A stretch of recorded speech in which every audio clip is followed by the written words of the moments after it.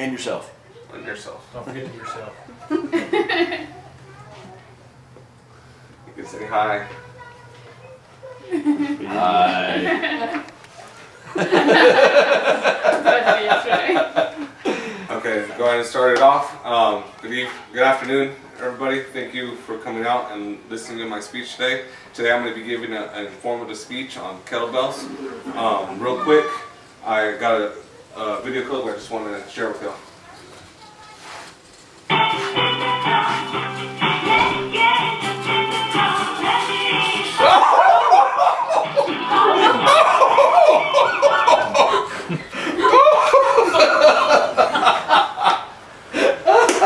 Alright, well, yeah, I hope you're not that same person in the gym when you go and work out.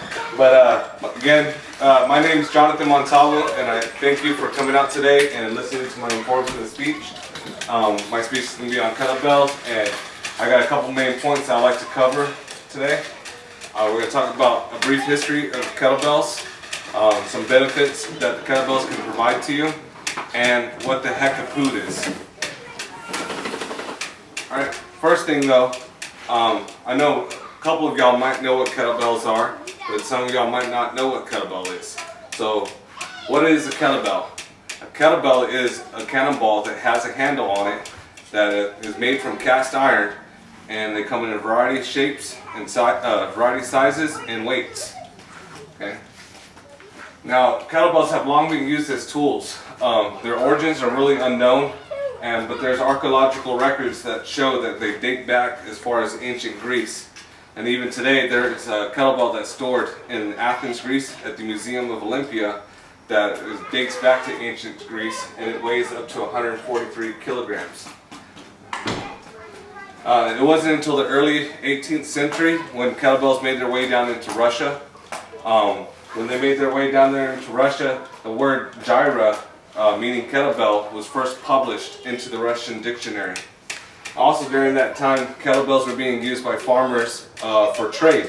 They used them as weights, and that's how they measured out their foods, their grains, and other goods that they would trade in the markets. Also during that time too, farmers were competing against one another at fairs and festivals, and they would take the kettlebells and they would see how many times people can swing them, and also how far they could throw them. Now that I've covered a brief history about kettlebells, I want to talk about some benefits that kettlebells can provide. Kettlebell exercises. They're going to build strength and endurance in your body.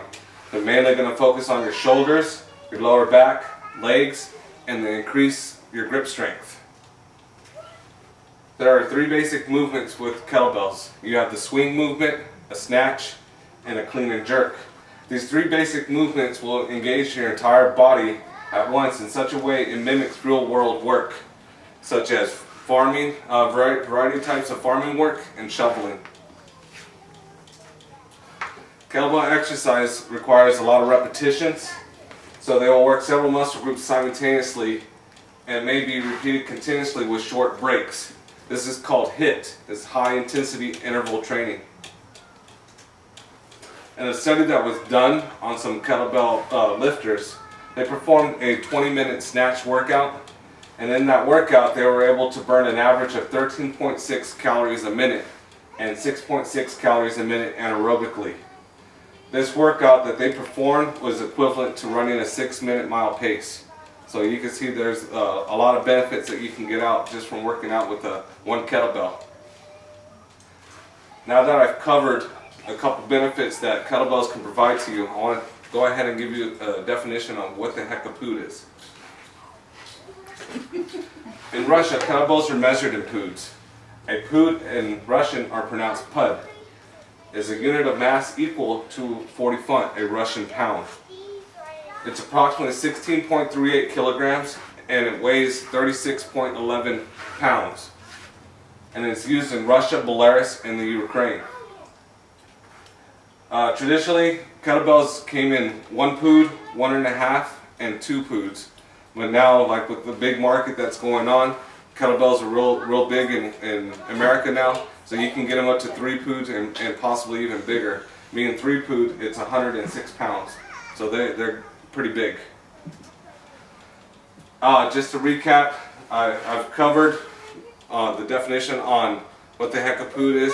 To recap again what we talked about today, that we covered the history of the kettlebell, benefits of kettlebells can provide, and what the heck a pood is.